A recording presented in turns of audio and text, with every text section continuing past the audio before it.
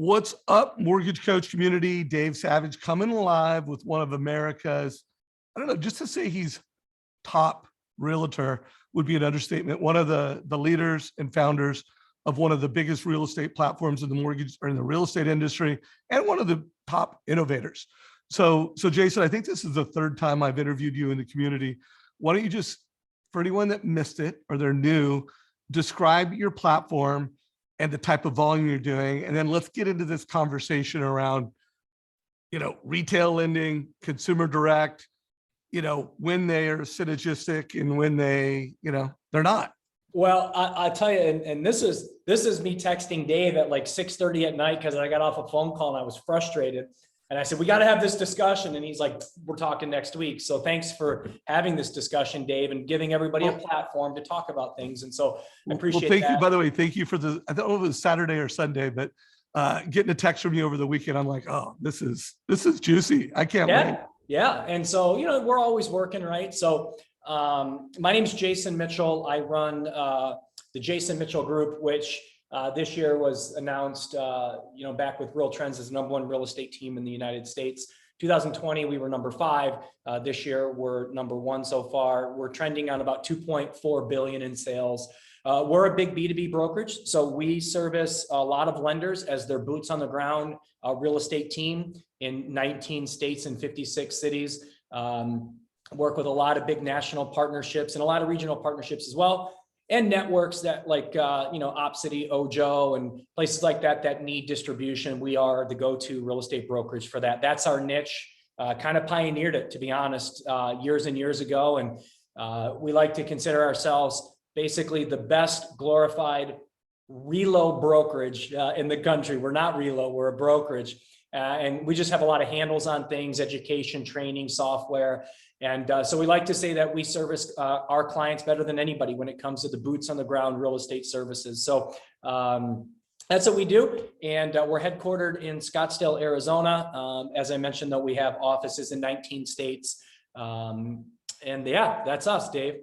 Love it. So for lenders listening to this or realtors listening to this, netting it out, he's got a platform that generates, let's just say 5,000 referrals monthly, right?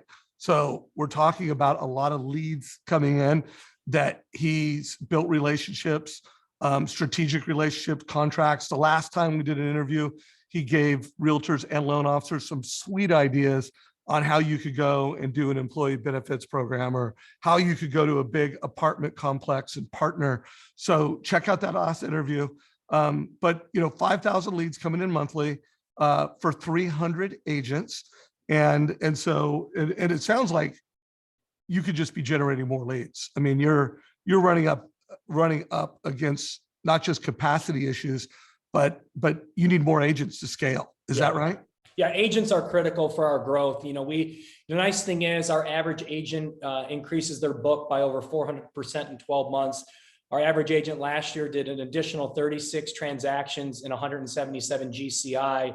And that's in addition to what they were doing currently. And so we like to say, look, if you close them and you stay loyal to the partners that send them to you and enhance their capture, we can provide you with more business than anybody, but you got to do it our way.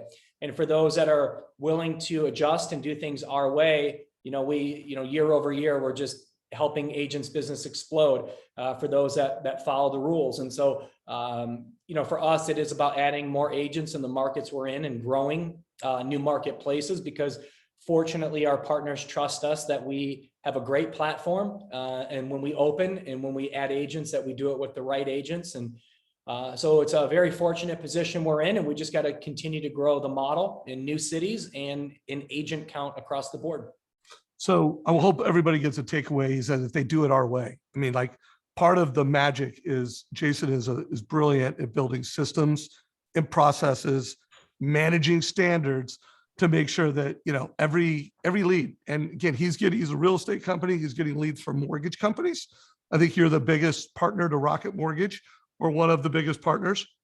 He's got a lot of large consumer direct lending platforms that are doing it his way, driving a lead, and then they're doing the real estate side, and then doing the real estate side in a way that helps that consumer direct lender, helps them improve their conversion. That's right. And it provides them with another profit center. So I know the conversation you want to have is just, it's kind of hard to do both. Like you don't see a lot of consumer direct loan officers that are also managing real estate relationships and referral partners.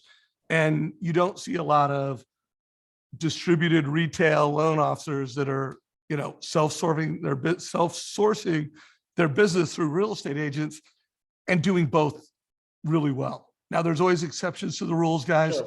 but let's just talk about that, because I think there's a lot that both channels can learn. And then, as we're seeing hybrid attempts and hybrid models, I think there's a lot that can be learned from the conversation. Well, So and how do you see that? I see a lot of hybrid models out there that, they work to a point and to an extent, as long as they're managed with the proper expectations. But the reality is that, when you start doing a lot of business, and let's take the consumer direct space, for example, we have to understand that the main goal, if you're running consumer direct and you're the operator in consumer direct space and you have hundreds of loan officers or, 50 plus loan officers, whatever the number is, organic relationships will form with agents as they do business with those agents, so long as they like their service. But the main goal, when every day your organization is just ripping out 1003s constantly, is to be able to provide a client to a trusted real estate professional team, organization, that you trust that they will do everything in their power to ensure that that file, if closable, will close with you because they respect the relationship and they know what's best for the consumer as well. Capture is always number one. The money's in the loan. There's money in a referral fee, but the money is in the loan. And so that capture rate, like last year I think we were number one with almost every lending partner we had. And if we weren't, we were at least number two. But nationally last year, our conversion rate was 82%. So if the deal was closable, 82% of the time, whatever source provided us that referral, and like you mentioned, Rocket, we have Veterans United, New American Funding, list goes on and on for the partners that we have in a lending space, Amerisave, Axos Bank, Zillow Flex. And so we have a lot of partnerships, but our goal is to be the best partner in the country by not only closing deals, but making sure that they close with our partners and the source that it was provided us to, and staying true to the ask of the partner. And so when you deal with companies like Ojo's and the OpCities of the world, Realtor.coms of the world, if they have a certain ask, like, hey, we'd love if you try our title company, we'd love if you would use this lender, we're going to follow their guide because they're the ones that are providing us the business. And that's the same in consumer direct. It's all about capture, and it's about making sure, because if the one thing always holds true and it always will, if you are a purchase banker and you run a purchase model, and you are not connecting that client, that consumer, with a trusted agent, the minute they go find their own agent, that agent will tell them, hey, I know you got a pre-qual with so-and-so, but you should talk to my guy. And you will lose that deal nationally. Nationally, you'll lose that deal 92% of the time. 8% purchase capture rate is right around the national average from consumer to banker first. And so when you connect a client with a trusted partner, that number goes to about 25%. And so you're talking a difference of 4.5 to 5x by simply knowing that you're connecting them with a trusted real estate professional, team, or organization. So the number one goal is enhancing capture, which also enhances culture from the loan officers, that they now have a partner, a program, a product that they can send their consumers to with trust and confidence that they're going to have higher closing ratios. So it's an economic play to make more money for the bankers and the loan officers, as well as a culture play, because there's now a process in place to protect. Look, if I spend a half hour, 45 minutes on the phone with somebody, I want to turn this client over to somebody that I trust. And when bankers start getting into, well, I want to send it to my real estate professional because they send me some business here or there. Well, at some point that starts to break, because you have to be able to turn and turn and turn, and not one agent can handle that type of churn, nor they shouldn't. And so, especially at an organizational level, not an individual level. And so what I always caution is understand what model you have your loan officers in. Are they consumer direct? Are they retail? and master those models first before we start creating hybrids of models to where, you're going to try to create carve outs within those. Because look, if your job is to create realtor relationships out there and get that one-to-one exchange in a retail space, great. That's fantastic. There's nothing wrong with that model. But if the model is, I'm going to buy leads, I want my bankers calling these leads nonstop, then you can't expect them to be in the field, because that's not your model.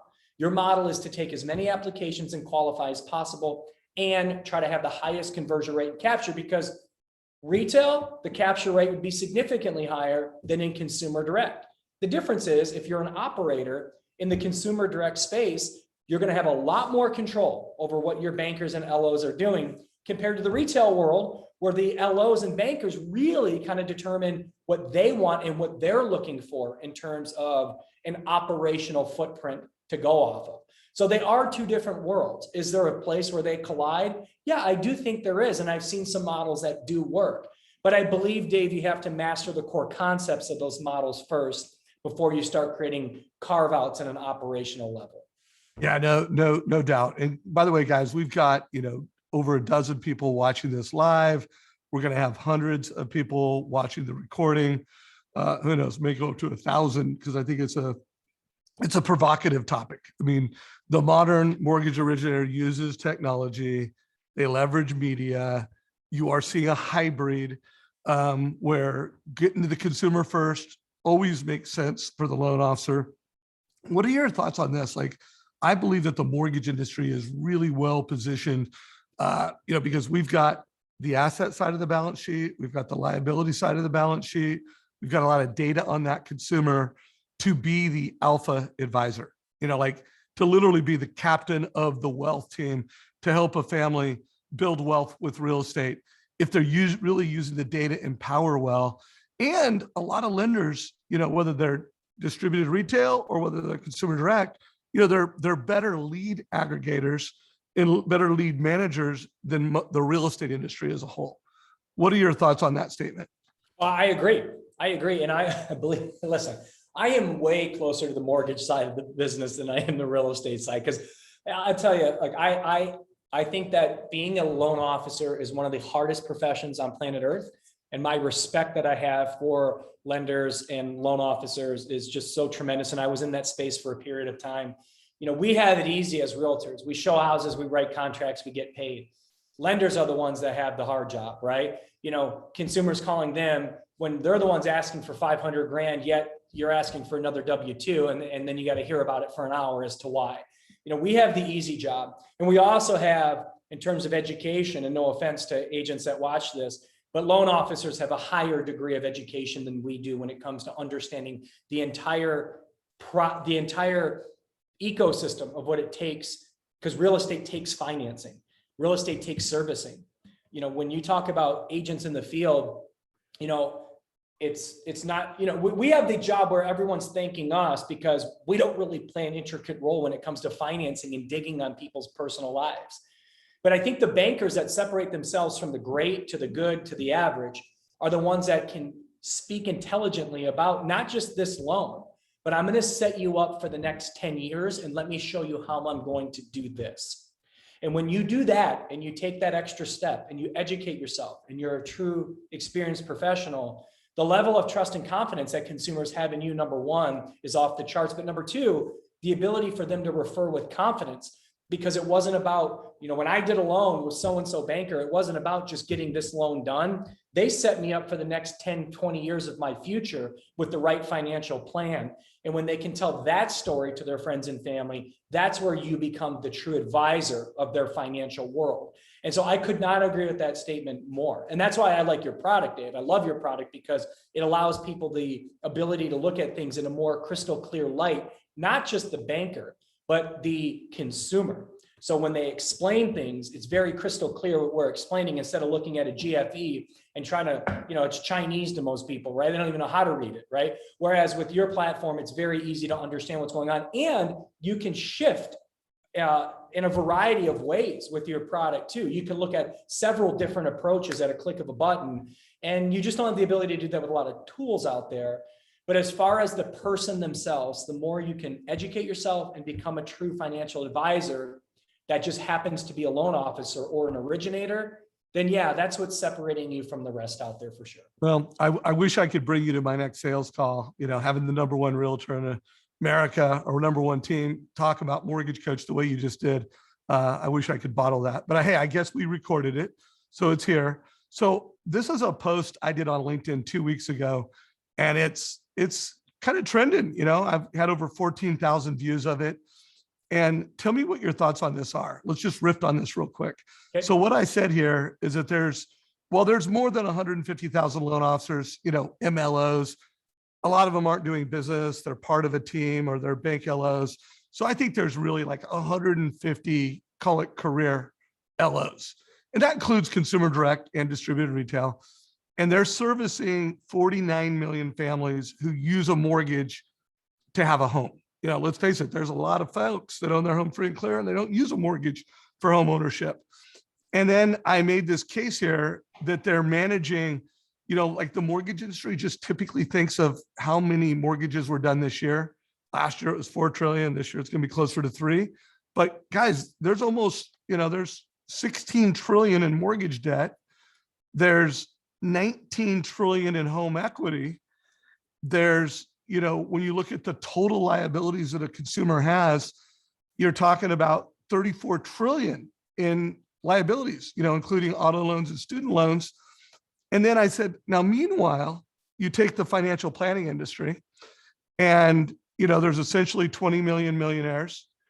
But there's over 500,000 CPAs. There's over 600,000. There's over 300,000 financial advisors. There's over 1 million life insurance agents. And really what I was making the case here, because, I'm Mr. Mortgage Coach. I want to help the loan officer be the captain of the wealth team, be the most valuable advisor to a consumer.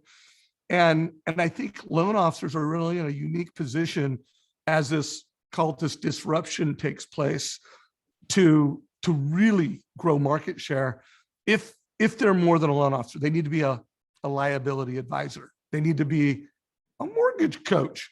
What's your take? Do you think the mortgage coach is really well positioned over this decade to own it if they execute really well? Well, they have to, because look, things are changing too.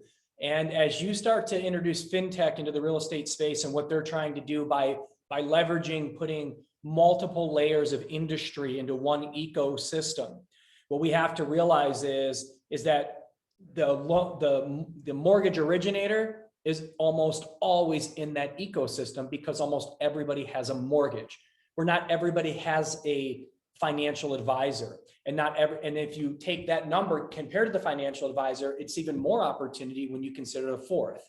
And so if you're always in that bucket and there's less of you, that means there's more opportunity out there. But what I'm saying is with where refinances are now and where the consumer now in a purchase world is looking at so many unique opportunities with people that have money and can qualify, because so much money has been saved over the past 8 years in this country, and the qualification levels have increased dramatically. You got to think about it. I mean, the Great Recession in 2008, people that filed bankruptcy, they had to wait till 2018 to qualify to buy a home, or actually 2015 to buy a home, 7 years, right?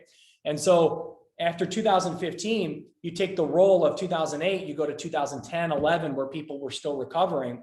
That really is now just getting across the line to where everyone's now out of the woods. Pretty much everyone can qualify from the Great Recession, from, foreclosures, from bankruptcies and things like that. And now you take that and the fact of the stock market's been on a tear for the past now, 5-6 years. And there's been more wealth accumulated in this country over the past 2 years than ever before. And so we have more consumers that can qualify for a mortgage than ever before with more wealth, which means investments, whether that's multifamily, single family, second home ownership, people that are creating wealth in this country and utilizing financing to do so, because the tools of financing is at 2.5-3% to leverage. And that's not going to end anytime soon. People are going to use a 30-year fix, a 15-year in the arms. They're going to use that as leverage to create wealth for their future because the rates are so low. And so the vehicle of how people can save money these days and for the foreseeable future all lies within the mortgage. And so I think that mortgage has a tremendous opportunity, but I will tell you this, is there will be headwinds. And what I mean by that is there's major organizations that are trying to disrupt the space of mortgage right now and try to become players within that space. And so whether you're talking about Zillow or you're talking about Opendoor and you're talking about all these real estate disruptors that are looking to own the consumer from search to pre-qual to title to close, everyone is trying to position a consumer in their own verticals. And so it does become more challenging to get to the consumer. The goal is, though, is that every consumer that you do speak to is that you are the trusted advisor, because you need them to refer more business to you than ever before, because it is starting to get more challenging to get to the consumer as a banker, because it's harder for real estate professionals to get to the consumer now than it was before. You used to be able to buy leads anywhere if you're a real estate professional. I buy them from Zillow, Realtor.com, I buy them from Boomtown, I buy them from all these places and all these sources. Well, guess what? You can't buy leads from a lot of these sources anymore, which means that it's harder for the realtor to get to the consumer, which there means that it's harder for the banker through those relationships to get to a consumer. So think about that, because this shift is now happening right now. And it started about a couple years ago. And now it's like everyone is focusing on this big shift that's happening in both of our worlds, real estate and mortgage. So just think about that and think about what you can do to try to position yourself to be more successful in this business, because the consumer is getting harder to get to. No doubt. So tell me if you agree with this. And Deborah Bird has jumped in with some really wise stuff. Interesting stat. According to new customer can cost 5 times more than retaining a current one. So it's never been more important for a loan officer or a mortgage company to retain. Think annual review with Mortgage Coach, think tools like HomeBot and House Happy. You get a customer, you want to be delivering, year-round monthly annual value. You have to go beyond the transaction. So we agree on that, right? 100%. We need to that's the portfolio retention side that I always talk about. Right. There's never been a more important aspect to someone's business than servicing their portfolio. And that's not to say big banks and lenders that have, their servicing portfolio, from Mr. Cooper and Rocket and New American Funding and everybody that services a high level of consumers in their servicing portfolio. I mean, you as an individual, your past clients are your own portfolio. What are you doing to stay in front of them? Because that's where the gold is. And that's where we shift our focus this year at JMG, is that we are focusing high level on ensuring that our past clients, that when they go to list a home, that we're front and center and they know that we're here. Because we used to do a terrible job at it, and I argue that we still do an okay job, that it need to get better. But that's where the gold is. The gold is in the past clients. Plus, a lot of times on there too, there's so many deals now that we originate that we have to offer discounts, closing cost credits and things like that, because it's uber competitive. When you go online and you see that Better and Amerisave and these people on Bankrate are offering rates that you can't match, well, guess what? You have to find ways to compete with that. And it's about you. It's about your service level. But if you have it in your book and you're working on your book, there is no competition, because that's the trust factor of a trusted referral. So you really have to think about portfolio retention. And I also think we need to think, whether you're a lender or a realtor, how can you make more money than just your core service? So like insurance, I am seeing a lot of big teams have their own insurance agencies. By the way, guys, if anyone is interested in, building your own agency, I've got a great referral to you. Just private message me or email me. Do you think that? And by the way, trend? I took Dave's advice on this, and it's been a great experience so far. So I can vouch firsthand that you do. So you have started your own insurance, and you've got a strategy to monetize that.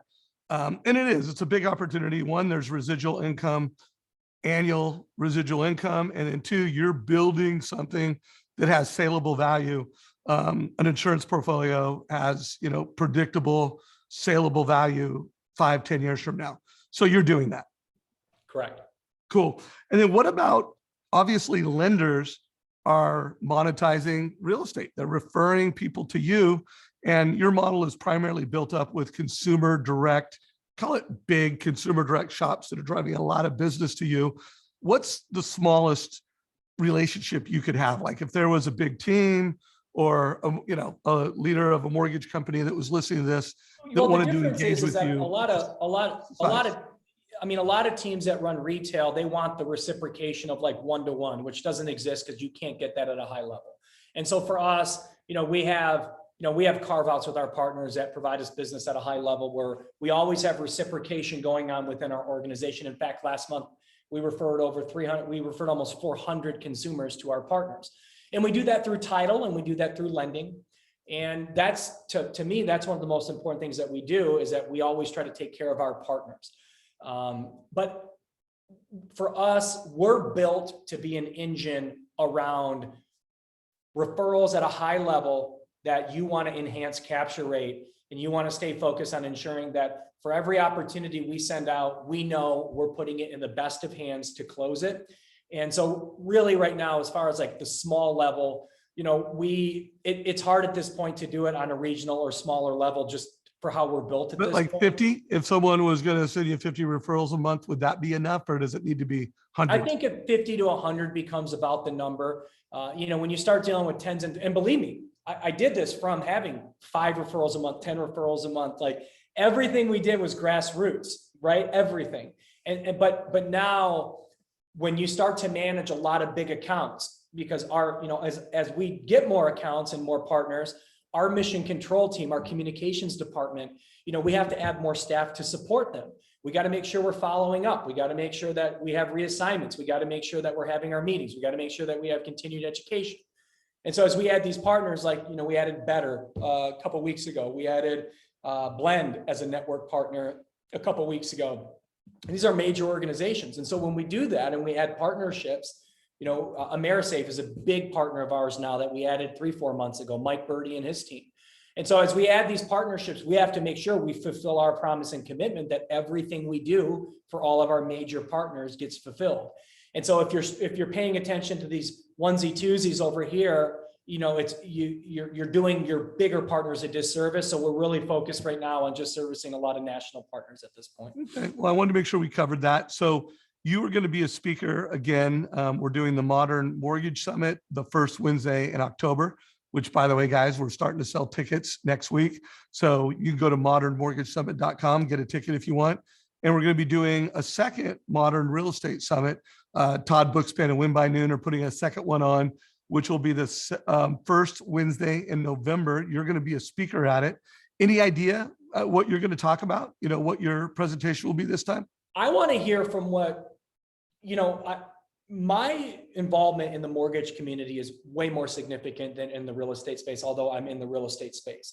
And so I love educating and helping, because for me, as part of being, one of the pioneers of this B2B model, I'm fortunate that I get to be behind the scenes with a lot of extremely intelligent people in your space and hearing best practices and starting to wrap my brain around what could be the best practices for them.